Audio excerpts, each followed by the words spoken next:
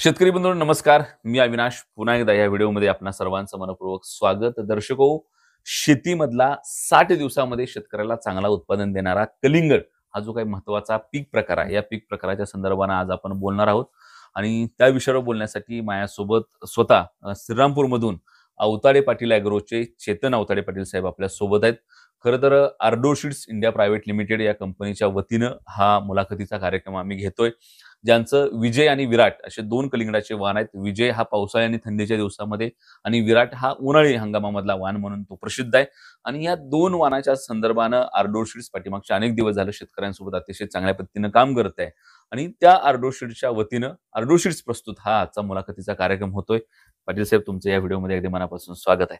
तुम्ही देखील ही मुलाखत सुरू होण्यापूर्वी अजून देखील आमच्या महाराष्ट्र माझाला सबस्क्राईब केलं नसेल तर चॅनलला सबस्क्राईब करा. आमच्या फेसबुक आणि इंस्टाला जाऊन आम्हाला फॉलो करा. खरं तर पाटील साहेब, तुमचं स्वागत आहे. आणि कलिंगड हा विषय आहे, कारण सध्या ट्रेंडिंगला डाळिंब आहे, ट्रेंडिंगला टोमॅटो संदर्भानं बोललं जाते, कांद्याची लागवड ह्या भागामध्ये मोठ्या प्रमाणामध्ये होते. परंतु कलिंगड हा देखील शेतकऱ्यांना 60 दिवसामध्ये चांगल्या पद्धतीने उत्पन्न देणारा पर्याय म्हणून तो समोर येतोय. आणि पूर्वी जी प्रामुख्याने उन्हाळ्यामध्ये कलिंगडाची लागवड व्हायची ती आता वर्षभर केली जाते. पावसाळी काही वाण बाजारामध्ये आलेत. आणि मग ह्या सगळ्या संदर्भानं 60 दिवसामध्ये जर तुम्हाला जर शॉट चांगला खेळायचा असेल, 20-20 शेतातली चांगली खेळायची असेल तर कलिंगडाकडे शेतकरी ओळखतोय. परंतु हे सगळं करताना त्यासमोर अनेक समस्या येतात. त्याला हंगाम कुठला निवडायचा हा प्रश्न आहे, वाण कुठले निवडायचे हा प्रश्न आहे, लागवड कशी करायची, किती अंतरावर करायची, बेड प्रिपरेशन कसं असलं पाहिजे, पाणी नियोजन कसं असलं पाहिजे, त्याला सेटिंग होत नाही. बऱ्याच वेळा त्याचं असं होतं की नत्राचं प्रमाण वाढतंय, पाण्याचं प्रमाण वाढतंय, त्याच्या वेली मासते त्या सेटिंग होत नाही. बऱ्याच वेळा असं होतं की प्लॉट अकाळी डंप होतो, वेली जळून जातात. अनेक समस्या आहेत. आणि खरं तर त्या समस्या संदर्भात तुमचा अनुभव आमच्या शेतकऱ्यांसाठी आम्हाला पाहिजे. त्यातला पहिलाच प्रश्न तुम्हाला हा आहे की कलिंगडामध्ये हंगाम निवडताना शेतकऱ्यांना कशा पद्धतीने निवडलं पाहिजे? सर्वप्रथम तुम्ही जे सांगितलं की आपल्याला कमी दिवसांमध्ये 60 दिवसांमध्ये जे पीक करायचं आहे त्यामध्ये प्रामुख्याने कलिंगड या पिकाचा प्रामुख्याने आपण उल्लेख केला. आणि कलिंगड का करावं पहिली गोष्ट हे मी सांगतो. त्यानंतर मी तुमच्या मुद्द्यावर येतो की हंगाम कधी निवडावा. सगळ्यात महत्वाची गोष्ट की दिवसेंदिवस जे लँड होल्डिंग आहे शेतकऱ्यांचं, समजा माझ्या आजोबाला जर 100 एकर जमीन असेल तर माझ्या वडिलांना ती 50 आली, मला ती 15-20 एकरवर आली, माझे 2 मुलं आहेत त्यांना ती लँड होल्डिंग ही दिवसेंदिवस कमी होत चाललेली आहे. आणि ही लँड होल्डिंग कमी होत असताना शेतकरी हा व्यवसाय म्हणून, शेती हा व्यवसाय म्हणून जर बघायचा असेल तर मग शेतीतून उत्पन्नाची बाब तुम्हाला नक्कीच तिच्याकडे दुर्लक्ष करून चालणार नाही. आणि मग जर तुम्हाला शेतीतून उत्पन्न कमी दिवसांमध्ये काढायचं असेल तर मग तुम्हाला या पिकांचा विचार करावा लागणार आहे. तर सगळ्यात महत्वाचं टरबूज हे पीक का निवडावं? टरबूज हे 60 दिवसांमध्ये येणारं पीक आहे. त्याला विशेष करून जे क्लायमेट आहे, जसं पर्टिक्युलर क्लायमेट सगळ्या क्लायमेटला बऱ्यापैकी सूट होणारं हे पीक आहे. परंतु तुम्हाला त्या प्रकारे परियोजना तुम्हाला करायला पाहिजे. आता विशेष करून हंगामाच्या बाबतीत जे तुम्ही पहिला प्रश्न विचारलाय मला, की साधारण आता 12 महिने टरबुजाची लागवडी होत असतात. आता टरबूज हे ऍक्च्युली नाशवंत पीक आहे, म्हणजे ते तुम्ही स्टोअर करू शकत नाही.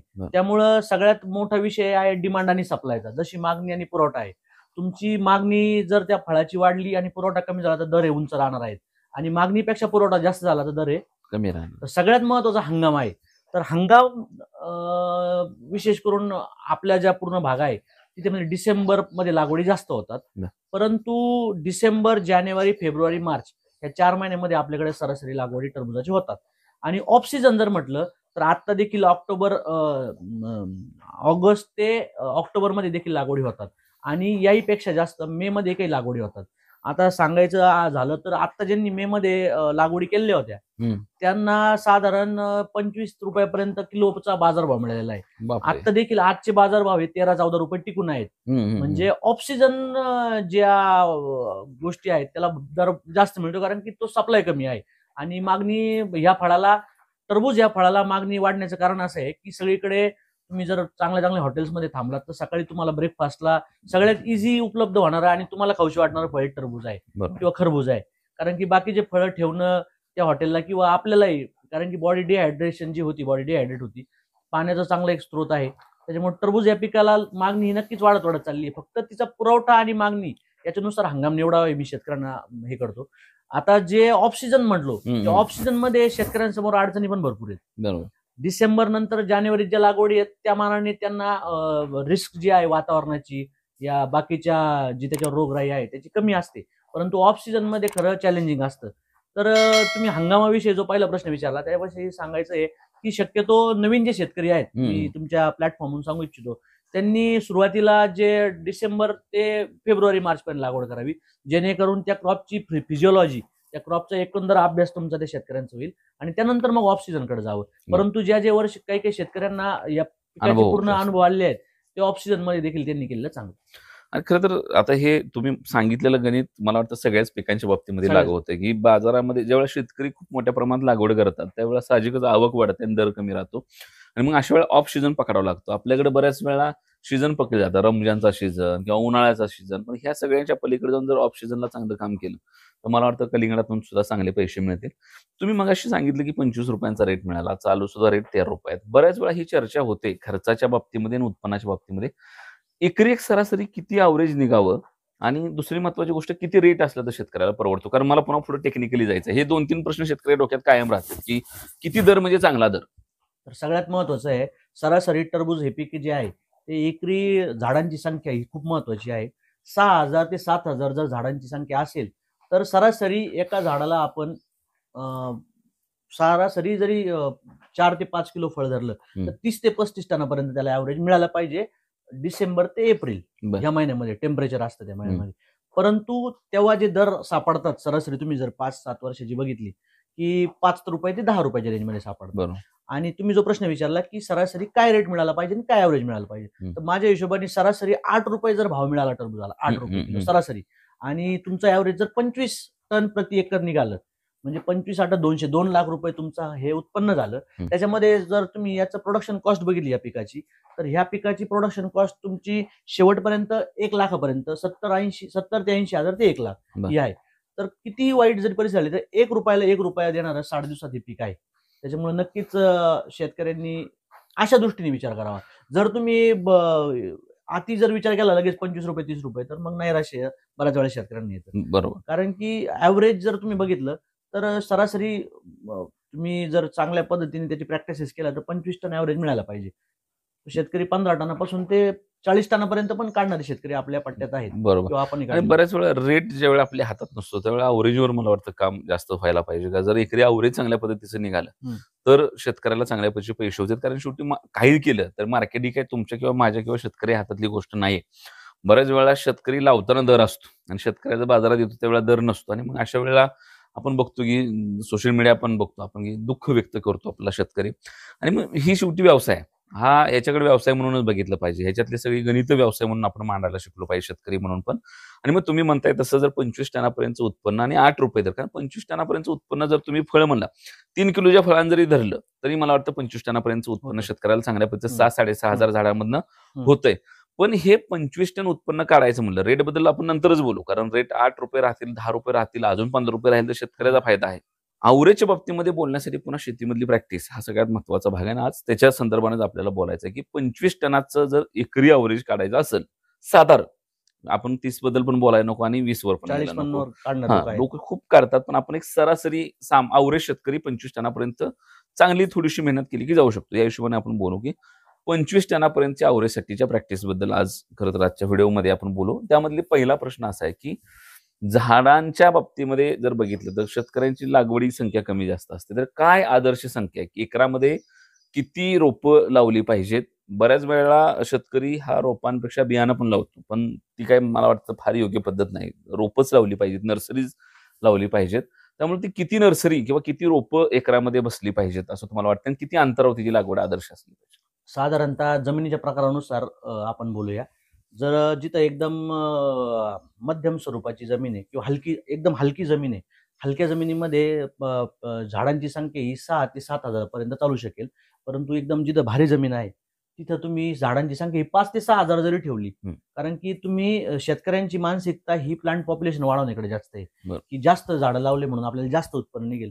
परंतु ऍक्च्युली हे पीक जे आहे हे 60 दिवसात तयार होणारं पीक आहे आणि हे 60 दिवसामध्ये याला तुमच्या लागवडीपासून ते हार्वेस्टिंग पर्यंत बऱ्याच वातावरणाच्या बदलांशी सामना करायचा आहे. त्याच्यामुळं झाडांची संख्या ही खूप मोठा विषय टरबुजामध्ये आहे. तर मी तुम्हाला सांगतो, एकदम हलकी जमीन असेल तर 6.5 ते 7 हजारापर्यंतही लागवडी करतात लोक. परंतु जे आयडियल म्हणतो आपण ते 5 ते 6,000 रोपांची संख्या ही असली पाहिजे. आता ही लागवड करताना बेड प्रिपरेशन शेतकऱ्यांनी किती प्रॉपर करायला पाहिजे आणि त्याचं किती महत्व आहे या लागवडीमध्ये? आता तुम्हाला जर टरबूज हे पीक जर करायचं असेल तर बेडपेक्षा सगळ्यात आधी मी त्याच्या आधी जाईल थोडं. बेड करण्याच्या अगोदर तुमच्या जमिनीचं माती परीक्षण करणं माझ्या हिशोबाने खूप महत्त्वाचं आहे, की तुमच्या जमिनीमध्ये काय कमी आहे. बरेचसे लोकं आम्हाला पण लोकं विचारतात, की शेड्यूल द्या, टरबूजाचं एक शेड्यूल द्या. माझं मत असं आहे, की कुठल्याही पिकाचं शेड्यूल नसतं. शेड्यूल हे त्या जमिनीनुसार, त्या वातावरणातल्या बदलानुसार बदलत असतं. बरोबर. म्हणजे तेच खरं तर महत्त्वाचं आहे. तर एक पर्टिक्युलर असा कुठलं शेड्यूल नाहीये. तर सगळ्यात आधी माती परीक्षण करून आपल्या जमिनीमध्ये काय कमी आहे. शेणखताचा वापर जो आहे, कर्ब आणि नत्र, मी या विषयावर बऱ्याच वेळा बोलत असतो, की तुम्ही जे केमिकल फर्टिलायझर्स वापरणार आहे, ते केमिकल फर्टिलायझर जे वापरतात त्याच्या आपटेक वाढवण्यासाठी सगळ्यात आधी जमिनीतली CN रेशो जे म्हणतो, कर्ब आणि नत्राचं जे गुणोत्तर आहे ते योग्य असणं गरजेचं आहे. त्याच्यामुळं शेणखताचा वापर असेल, सेंद्रिय खतांचा वापर असेल, या पद्धतीने त्या बेडमध्ये करावा. कोंबडी खत, पोल्ट्री खत सुद्धा चालते. तर या खतांचा वापर रासायनिक खतांबरोबर बेडमध्ये करावा. बेड करत असताना बेडची उंची ही साधारण जमिनीपासून 1.5 फुटाच्या वर नसावी. 1.5 फूट फार उंची नसावी आणि फार कमी नसावी. 1.5 ते 2.5 फुटापर्यंत बेडची उंची असावी. बेड एकसारखे असावेत. बेडला थोडा राऊंड शेप असावा. बेडमध्ये तुम्ही जेव्हा बेड करतात, जेव्हा तुम्ही मशागत करतात, ती खोल नांगरट करावी 2दा. त्याला रोटावेटरनी जमीन एकदम बारीक भुगळा करून घ्यावा. त्याच्यात दगडगोटे राहणार नाही याची काळजी घ्यावी. कारण की दगडगोटे राहिले तर तिचं जे तुमचं आपटेक आहे फर्टिलायझरचं ते कमी जास्त होतं. तर ही गोष्ट बेड प्रिपरेशनच्या वेळेस आहे. त्यानंतर तुमच्या जमिनीत तुम्ही जेव्हा बेड तयार करतात, त्या बेड तयार करताना तुम्ही जे रासायनिक खत भरणार आहे, त्या रासायनिक खतामध्ये तुम्ही शेणखताचा वापर रासायनिक खताबरोबर करणं अतिशय योग्य आहे. जेणेकरून तुमचं जे रासायनिक खत आहे ते उचललं जाणार आहे. आणि त्यानंतर तुम्ही जे काय वॉटर सोल्युबल फर्टिलायझर देणार आहेत, विद्राव्य खत देणार आहे, तर त्याचं सुद्धा अपटेक होईल. तर बेड तयार करताना ही गोष्ट महत्वाची आहे. बेडमध्ये 2 बेडमधील जे अंतर आहे ते साधारण 7 फुटापर्यंत, 6 ते 7 फुटापर्यंत असावं. काही त्या केसेसमध्ये 8 फुटापर्यंतही करतात, कारण की बरेच शेतकरी टरबुजामध्ये आंतरपीक देखील करतात. बऱ्याच ठिकाणी मिरचीची लागवड होते. त्यानंतर पपईची लागवड आता वाढतीये. पपईची देखील मिरची करावी का तशी आंतरपिकाची लागवड? ऍक्च्युली करायला पाहिजे, परंतु ते करत असताना त्याच्यासाठी काय काय गोष्टी काळजी घ्यायची आहे. समजा मिरचीसारखं पीक जे आहे, मिरचीसारखं पीक जर तुम्ही उन्हाळ्यात लावताय, त्याच्यावर थ्रिप्सचा अटॅक फार हेवी असतो. मग त्यात मिरचीसाठी तुमच्या टरबुजावर देखील अटॅक येणार आहे. त्यामुळे तुम्ही ती काळजी जर घेणार असेल तरच आंतरपीक करावं. नाहीतर आंतरपीक करू नये, या मताचं मी. कारण की शेतकऱ्यांना माहित नसतं. समजा तुम्ही पपाया लावला, तर पपायाला सगळ्यात मोठी समस्या व्हायरसची आहे, मोझॅक व्हायरस. आणि व्हायरस हा कंट्रोल कशाने होत नाही, त्याचं व्हेक्टर कंट्रोल करावं लागतं, जी काय किडे. आणि तुम्ही जर टरबुजात जर ते लावत असाल तर पांढरी माशी जर टरबुजावर असेल आणि व्हायरस जर तो इन्फेक्टेड प्लांट झाला, तर ते सगळ्या प्लॉटला व्हायरसचा इन्फेक्ट करतं. त्याच्यामुळं आंतरपीक करत असताना देखील त्याबद्दल पूर्ण माहिती घेऊनच किंवा चांगला सल्ला घेऊनच आंतरपीक करावं. आणि ह्या बेडचं अंतर जे आहे 2 बेडचं, ते मी तुम्हाला सांगितल्याप्रमाणे 6 ते 8 फूट ते तुमच्या पिकानुसार आंतरपीक आहे की नाही त्याच्यानुसार व्हॅरी होईल, पण कमीत कमी 6 फूट हे 2 बेडमधलं अंतर असावं. आता खरं तर बेडची प्रिपरेशन तुम्ही सांगितली तशी केल्यानंतर शेतकरी ज्यावेळेला लागवड करतो त्यावेळेला त्याचं पाणी नियोजन फार महत्वाचं आहे. अजून सुद्धा शेतकऱ्याला कळत नाही की सुरुवातीला पाणी जास्त द्यायचं आहे, मध्ये जास्त पाणी द्यायचं आहे का शेवट द्यायचं आहे. त्याचा पाण्याचा गोंधळ मात्र शेवटपर्यंत. आणि दुर्दैवाची गोष्ट आहे पाटील साहेब, की जो शेतकरी बरीच वर्ष शेती करतोय तो देखील पाण्याच्या बाबतीमध्ये अजून सुद्धा कन्फ्युजड आहे. तर ते पाण्याचं नियोजन कलिंगड शेतीमधलं कसं असलं पाहिजे? आता याला 2 गोष्टी महत्वाच्या आहेत. मी मगाशी जसं म्हटलं, की तुम्ही माती परीक्षण करता. माती परीक्षण केल्यानंतर तुमच्या पाण्याची क्वालिटी एकतर महत्वाची आहे, त्याचा EC काय आहे. त्यानंतर जमिनीची वॉटर होल्डिंग कॅपॅसिटी जी असते प्रत्येक जमिनीची, म्हणजे इथली जमीन वेगळी असेल तर खाली वेगळी असेल. प्रत्येक जमिनीची वॉटर होल्डिंग कॅपॅसिटी वेगळी आहे. त्या वॉटर होल्डिंग कॅपॅसिटीनुसार पाणी नियोजन करणं गरजेचं आहे. तर याला एक आपल्या शेतकरी भाषेत जर म्हणायचं वापसा कंडिशन जो म्हणतो आपण, शेतकऱ्यांना वापसा कंडिशन कळते, पण ती वापसा कंडिशन कायम ठेवणं. कारण की बऱ्याच वेळा अजून शेतकऱ्यांना अडचणी काय आहेत, की लाईट हा मोठा विषय आहे. आता शासन पण त्याच्यात बघते की शेतकऱ्यांना दिवसा लाईट द्यायची, पण आता समजा शेतीमध्ये बऱ्याच शेतकऱ्यांना 3 दिवस म्हणून लाईट असते. मग शेतकऱ्याची मानसिकता काय होती, की 3 दिवसातून एकदा लाईट येतं, पाणी जास्त. आणि ते पाणी जेव्हा जास्त होतं पिकाला, तेव्हा ते शेतकऱ्याच्या दृष्टीने ते बरोबर असतं. परंतु त्या पिकाला ते पाणी जास्त झालं की त्याचे रूट झोन ऍक्टिव्हेट होत नाही आणि मग तुमचं विल्टिंग असेल, या गोष्टी वाढतात. त्याच्यामुळं पाणी देताना सुरुवातीचं जे पाणी आहे लागवड एकदम कमी प्रमाणात द्यायला पाहिजे, अप टू सेटिंग. साधारण लागवडीपासून सेटिंग ही जर तुम्ही रोप लावलेला असेल तर एक 20 ते 25 ते 30 दिवसामध्ये सेटिंग सुरू होते आणि ती 40 दिवसापर्यंत ती सेटिंग पूर्ण होते. तर ही सेटिंग होत असताना पाण्याचं नियोजन खूप महत्वाचं आहे. पाणी जर एक्सेस झालं तर त्या झाडाची व्हेजिटेटिव्ह ग्रोथ जास्त होते. झाडाची व्हेजिटेटिव्ह ग्रोथ जर जास्त झाली, शेतकऱ्यांना चांगलं वाटतं की वेल खूप चांगले आहेत, पण त्या मल्चिंग रोल पासून जितकं फळ तुमचं पुढे जाणार आहे त्याची साईज तेवढी कमी राहणार आहे. तुम्ही कुठल्याही जर प्लॉटवर गेले टरबुजाच्या, तर तुम्ही जर जी साईज बघणार आहात फळाची, ती जो फळ मल्चिंगच्या जवळ आहे, त्या बिया रोपाच्या जवळ आहे, त्याची साईज जास्त आहे. त्याच्यामुळं सेटिंग ही फार पुढं न होऊन देणे, याच्यात पाण्याचा रोल खूप महत्वाचा आहे. त्याच्यामुळे व्हेजिटेटिव्ह ग्रोथ कंट्रोल ठेवणे आणि त्यासाठी पाण्याचं योग्य पद्धतीने नियोजन हे खूप महत्वाचं आहे. त्याच्यात देखील शेतकऱ्यांनी ते त्याच्या जमिनीच्या प्रकारानुसार पाण्याचं नियोजन करावं. परंतु लागवडीपासून ते सेटिंगपर्यंत पाणी हे शेतकऱ्यांनी थोडं व्यवस्थितच दिलं पाहिजे. बरोबर. आता खरं तर सेटिंगच्या बाबतीमध्ये तुम्ही म्हणाला ती फार महत्वाचा प्रश्न आहे, की शेतकऱ्याचं कधी-कधी अशी सुरुवातीच्या टप्प्यात वेल जेव्हा बसते, तेव्हा शेतकऱ्याला आनंद होतो, की काय वेल निघलेत म्हणून आणि नंतर त्याची ती व्हेजिटेटिव्ह ग्रोथ होते. म्हणजे वेली माजतात आपल्या गावाकडच्या भाषेमध्ये, पण त्याला सेटिंग तेवढं ताकदीचं होत नाही. तर तो जो शेतकऱ्याकडनं होणारा जो गोंधळ आहे, तो टाळायसाठी तुम्ही पाणी नियोजन सांगितलं, पण अजून काही गोष्टी त्यात महत्वाच्या आहेत का? सेटिंग पिरियडसाठीच्या किंवा सेटिंग होण्यासाठी कुठले घटक महत्वाचे ठरतात? ते नैसर्गिक असतील किंवा कृत्रिम असतील किंवा माणसांच्या चुकांची किंवा बरोबरीची असतील, परंतु सेटिंग परफेक्टच झाली पाहिजे. तुम्ही म्हणताय तशीच काही ठराविक पानांवर सेटिंगला कलिंगडामध्ये महत्व आहे, तर तिथंच झालं पाहिजे आणि ते तुम्ही म्हणताय की साईज व्हायचं असेल तर ते मल्चिंगच्या जवळच झालं पाहिजे किंवा त्या डुंब्याच्या जवळ झालं पाहिजे. तर त्यासाठी काय केलं पाहिजे? सगळ्यात महत्वाचं टरबूज हे पिकाला परागीभवन हे खूप महत्वाचं आहे. कारण की त्याचा पॉलिनेशन हे क्रॉस पॉलिनेटेड पीक आहे, सेल्फ पॉलिनेटेड नाही. तर मधमाशीचा रोल ह्या परागीभवनामध्ये खूप महत्वाचा आहे. बरं. म्हणजे तुम्ही जर बघत असाल बरेच शेतकरी मधमाशीचे पेट्या आणून ठेवतात. तर काय झालंय, जसं जसं केमिकल पेस्टिसाइडचा वापर वाढलेला आहे, तर केमिकल पेस्टिसाइडच्या वापरामुळे बऱ्याचशा ज्या मधमाशा आहेत त्या आपल्या शेतापासून दूर गेलेल्या आहेत. आणि ती मधमाशी तसं पॉलिनेशन हे विंड पॉलिनेशन वाऱ्यानेही होतं. परंतु सगळ्यात इफेक्टिव्ह एक मधमाशी जर एका फुलावर बसली, तर ती एका फुलावर बसते तेव्हा ती 1 मिनिटामध्ये कमीत कमी 20 ते 25 वेळा त्या फुलावर फिरत असतं. फिरत असते. आणि ते पॉलिनेशन जे आहे ते सगळ्यात चांगलं पॉलिनेशन मानलं जातं टरबुजामध्ये. म्हणून पाण्याच्या नियोजन, खताच्या नियोजन, तर दुसरी महत्वाची गोष्ट आहे मधमाशी ही आता मी विशेष करून सांगतोय, कारण की बऱ्याच शेतकऱ्यांना त्यातली माहिती नाही. शेतकरी फोन करतात, वेली खूप वाढलेले आहे पण सेटिंगच नाही. त्याचं कारण असे असतात की मधमाशीची त्या रानामध्ये उपलब्धता फार कमी आहे. त्याचं दुसरं एक कारण अजून असं होतं मधमाशीचं, की फळं वेडेवाकडे होणे. बरेच आमचे जे कन्सल्टंट आहेत ते सांगतात कॅल्शियम बोरॉनची डिफिशियन्सी. परंतु तुम्ही जर त्याचा खोलवर अभ्यास केला, आम्ही त्याच्यात सातत्याने काम करत आहोत, तर मधमाशीने झालेलं परागीभवन आणि त्यापासून तयार झालेलं फळ याचा शेप जो आहे तो आणि तुमचं विंड पॉलिनेशन झालं याच्यामध्ये फरक होतो. बऱ्याच वेळा शेतकरी बऱ्याचशा तक्रारी करतात का फळ वाकडे तिकडे झाले.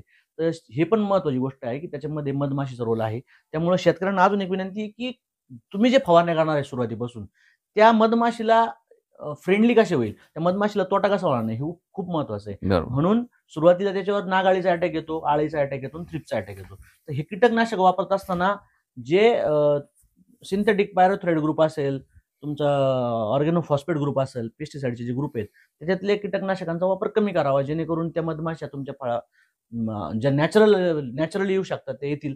आणि जर तसं शक्य नसतील येत, तर मग मधमाशी पेटींचा वापर तुम्ही केला पाहिजे, जेणेकरून तुमचं सेटिंग प्रॉपर होईल. खरं तर ते तुम्ही बरं झालं वाकड्या तिकड्या फळांचा विषय काढला. ह्या वर्षी कलिंगडामध्ये ती समस्या खूप जाणवली आणि अजून एक होत होतं की कॅप्सूल साईज मध्ये फळं वाढण्याच्या ऐवजी ते अशी चंबू पडत चंबू. होते त्या फळांचे आणि खूप पडले. मग बऱ्याच वेळा व्हरायटीवर ब्लेम झाले किंवा तुमच्या कन्सल्टंटला त्या अडचणी आल्या. तर ते कशामुळे ते चंबू मी होत जे होते? सांगितलं तुम्हाला त्याच्यावर एक आर्टिकल खूप चांगलं आलं होतं, ते आपल्या देशात नाही आलं. त्या आर्टिकलमध्ये स्पष्ट लिहिलं होतं की मी जे तुम्हाला सांगितलं, मी त्याच्यावरूनच वाचलं की मधमाशीने झालेलं पॉलिनेशन, समजा तुमच्या फील्डमध्ये जर 7,000 झाडं आहेत आणि त्या 7,000 मध्ये 3,000 झाडांनी जर मधमाशीने पॉलिनेशन झालं, त्याची साईज आणि शेप, कारण की शेवटी जे हायब्रिड तयार होतं कुठल्याही टरबुजाचं, बरं. हायब्रिडच आहेत ना सगळे, तर हे हायब्रिड तयार होत असतात, त्याची जी जेनेटिक प्युरिटी असते, त्यातले जीन्स जे असतात ते पूर्ण ट्रान्सफर होणं गरजेचं असतं आणि ते पॉलिनेशन मध्ये ट्रान्सफर होत असतात. त्याच्यामुळे सगळ्यात महत्वाचं पॉलिनेशन आहे. आणि हे जे वाकडे तिकडे होण्याचं प्रमाण आहे, बऱ्याच वेळा कॅल्शियम बोरॉनच्या डिफिशियन्सीच्या नावाखाली ट्रीट केलं जातं.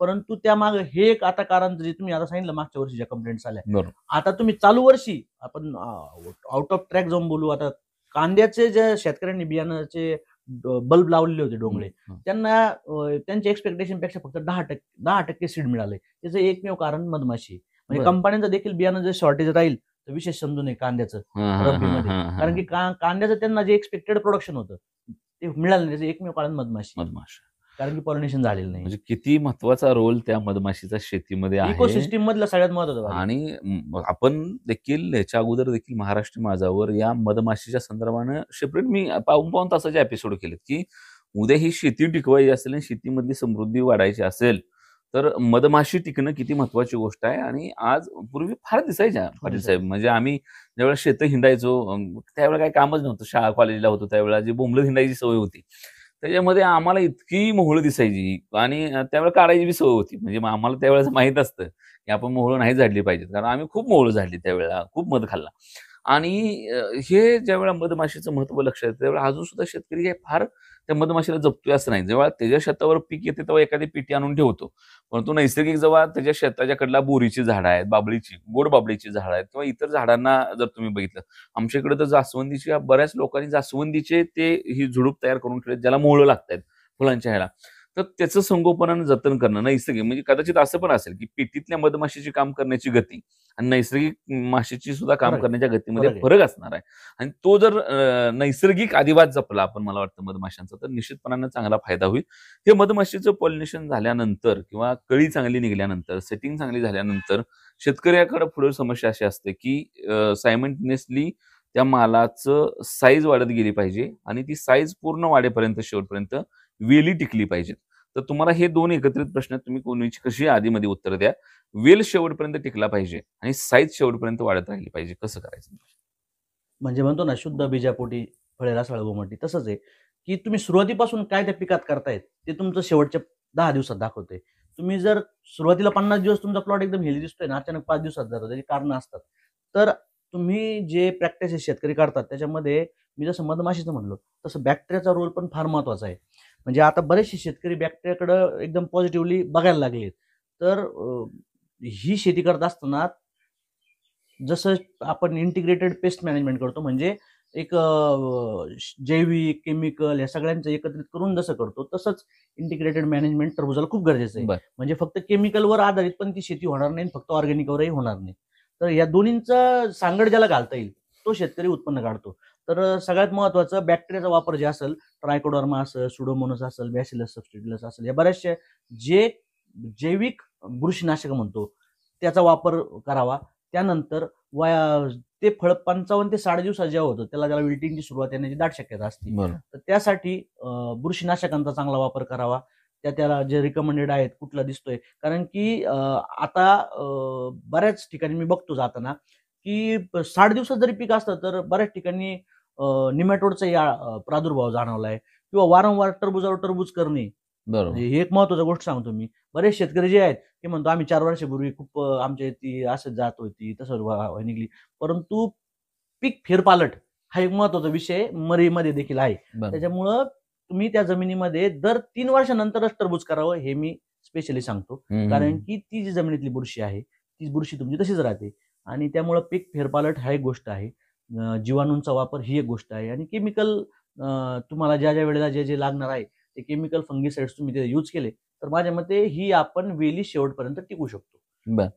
खरं तर आता तुम्ही 2 गोष्टी पुन्हा ह्याच्यामध्ये घेतल्या त्या, की निमॅटोड ही गोष्ट आहे. आता बरेच शेतकरी आता अलीकडे तरी थोडंसं करायला लागलेत, की कलिंगडाचा वगैरे प्लॉट निघून गेला किंवा खरबुजांचे प्लॉट निघून गेले, की आहे या गोष्टी बेडवर झेंडू पिकाची लागवड करायची वगैरे, ह्या सगळ्या गोष्टी प्रयोग केले. त्याचं महत्त्व किती हे तुम्ही आम्हाला निश्चितपणानं सांगाच. परंतु हे सगळं होत असताना शेतकरी उत्पादनाच्या खर्चाकडं मात्र फार हतबलतेने सध्या बघतोय. कारण त्याची अशी चर्चा सुरू आहे, की एका बाजूला जर उत्पन्नाचे भाव आपल्या हातात नसतील, तर अव्हरेज वाढवण्याच्या सोबत उत्पन्नाचा जो उत्पादन खर्च आहे, तो मात्र थोडासा कमी केला पाहिजे.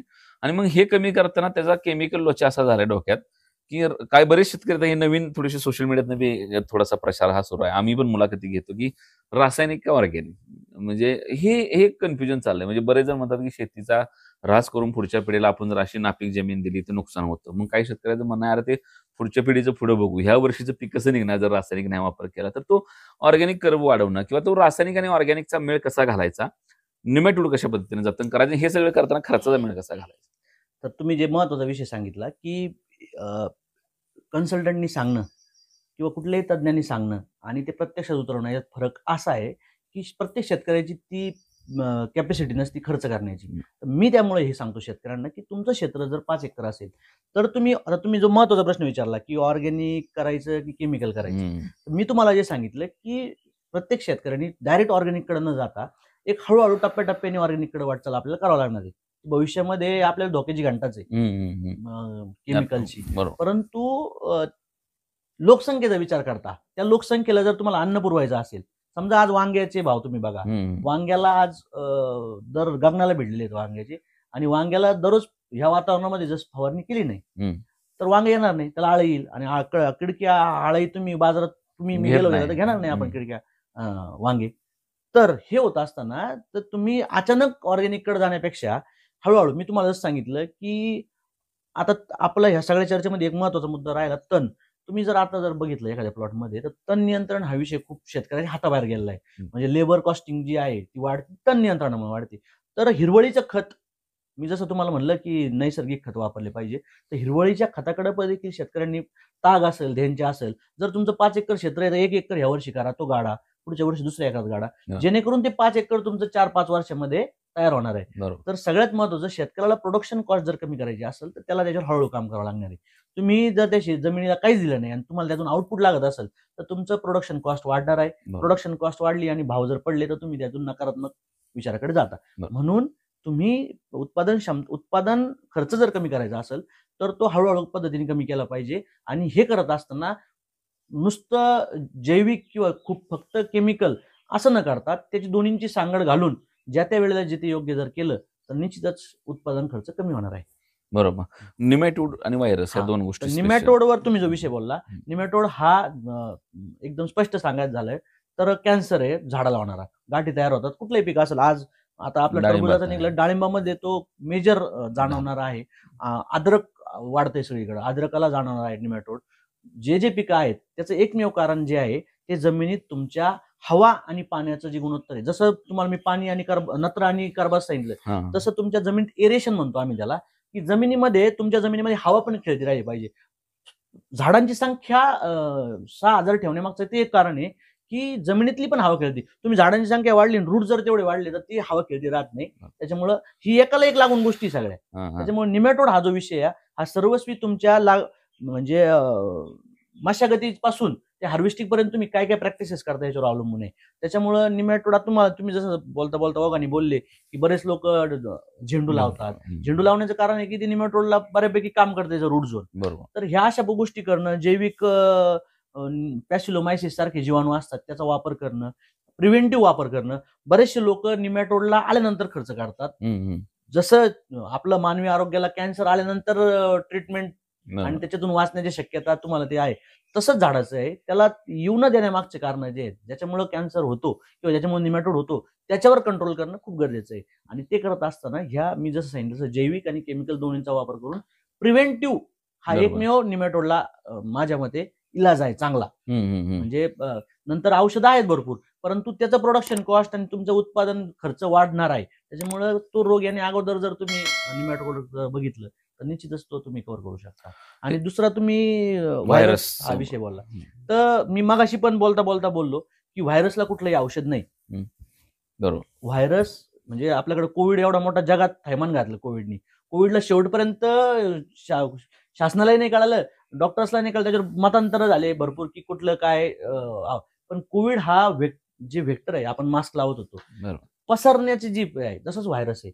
व्हायरस तुमचा पसरतो कधी की जेव्हा सगळ्यात मेजर जो किडा आहे व्हायरस ती पांढरी माशी आहे. कारण की पांढरी माशी ती उडत जाऊन सगळीकडे तो व्हायरस पसरत असते. त्याच्यामुळे कीटक नियंत्रण हे व्हायरससाठी महत्वाचं. त्यानंतर सदृढ जे झाड आहे, झाडामध्ये देखील एक इंटरनल ताकद असते सगळ्या रोगांविरुद्ध लढण्याची. सगळं आपणच करतो असं नाही. तर झाड देखील हेल्दी जर राहिलं तर व्हायरसला ते सुद्धा स्वतः रेजिस्ट करतं. म्हणजे परत मी ह्युमन याच्यावरच आलो की कोविडमध्ये सुद्धा सगळ्या लोकांना त्रास नाही झाला. ज्यांची इम्युनिटी चांगली होती त्यांना कोविडने काही त्रासही दिला नाही, त्यांना सिम्पटम्स नाही झाला. सेम तसं आहे, तुमच्या झाडाची जर इम्युनिटी म्हणा किंवा त्याची सशक्तता असेल तर व्हायरसचा प्रॉब्लेम कमी येणार. खरं तर हे आता सगळ्यांचं नियोजन करून शेतकरी शेवटावर येतो आणि जसे शेतात व्यापारी यायला लागतील किंवा आजूबाजूचे प्लॉट कटिंग व्हायला लागतील तसं त्याची ओढ अजून एका गोष्टीकडे असते, ते म्हणजे वजन. मालाचं माझ्या वजन भरलं पाहिजे, साईज भरली पाहिजे, तर ते थोडंसं वजन साईज कसं करायचं. आता 2 महत्वाच्या गोष्टी सांगतो की हा जो फळ आहे टरबूज, याला वजन आणि गोडी हे दोन्ही गोष्टी महत्वाच्या असतात. मोठा जो माल असतो त्याला कुठलाही व्यापारी असेल तर तो ₹1 भाव जास्त देतो. त्याचं कारण असं आहे की बराचसा टरबूज जो आहे तो सलाड म्हणून यूज होतो. फार कमी लोक आहेत. आपण जर टरबूज घ्यायला गेलो तर 3 किलोचं फळ घेतो आपण, परंतु जे बाहेर यूज होतं ते 5-5, 6-6 किलोचं होतं. त्याचे ब्रिक्स जे असतात, त्याची जी गोडी आहे ती ब्रिक्समध्ये मोजली जाते. तर ते ब्रिक्स पूर्ण उतरणं, त्याची गोडी त्या फळाची वाढणं, हे सगळ्या गोष्टी महत्त्वाच्या आहे. तर तुम्ही जे विचारलं की साईज आणि वजन वजन आणि त्यात गोडी पण घ्या, गोडी कारण पण. तो पण व्यापारी भाव हो, ठरवताना महत्वाचा हो, होतो. हो. तर हे करत असताना आता जे सगळ्या व्हरायटी आहेत आईस बॉक्स सेगमेंटच्या आहे. आईस बॉक्स म्हणजे त्याच्यात बियांची संख्या फार नगण्य आहे. तुम्ही आधी जर गोल टरबूज पाहिलं तर अक्षरशः बिया इतके निघायचे त्याच्यामध्ये. बरोबर. तर आता जशी जिभेला चव घेणारे लोक आहेत तसे ते व्हरायट्या पण आणल्यात. तर सगळ्यात महत्त्वाची गोष्ट आहे शेवटचे जे 10 दिवस आहेत त्याच्यामध्ये तुम्ही साईजवर काम करताना जे तुम्ही खत भरलेलं आहे, ज्या प्रॅक्टिसेस केलेल्या ते सगळ्या त्या झाडाला अपटेक करून देणं आणि पाण्याचं नियोजन शेवटच्या जसं सुरुवातीला सांगितलं तसं जर टेम्परेचर जास्त असेल, अक्षरशः कुणी जर म्हणत असेल टरबुजाला पाणी कमी लागतं, तर उन्हाळ्यामध्ये टरबुजाला 4-4, 6-6, 8-8 तास पाणी सुद्धा द्यावं लागतं टेम्परेचरनुसार. तर हे नियोजन आणि खत नियोजन. खतामध्ये सुद्धा चांगल्या कंपन्यांचे ग्रेड वापरणं, ज्यांनी आता बरेच त्याच्यावर तो विषय मोठा आहे फार की वॉटर सोल्युबल हा. सोडियम क्लोराईडचा वापर जास्त असतो फिलर म्हणून, म्हणजे थोडक्यात मीठ. तर ह्या गोष्टी ज्या आहेत चांगल्या कंपन्यांची खतं वापरणं, बरोबर. चांगल्या योग्य वेळी वापरणं हे सगळ्यात महत्वाचं. ह्या जर गोष्टींचं तुम्ही लक्ष दिलं तर निश्चितच तुमची साईज आणि जी गोडी आहे ती निश्चितच वाढते. अगदी आणि खरं तर ही साईज, ही गोडी आणि वजन या तिन्ही गोष्टी झाल्या तर या कलिंगड किंवा ह्या टरबूज लागवडीतून शेतकरी चांगल्या पद्धतीचे पैसे निश्चितपणाने मिळवू शकतो. कलिंगड मी अगदी सुरुवातीला म्हणालो तसं 60 दिवसामध्ये शेतकऱ्याला चांगल्या पद्धतीनं उत्पन्न देणारा पर्याय आहे.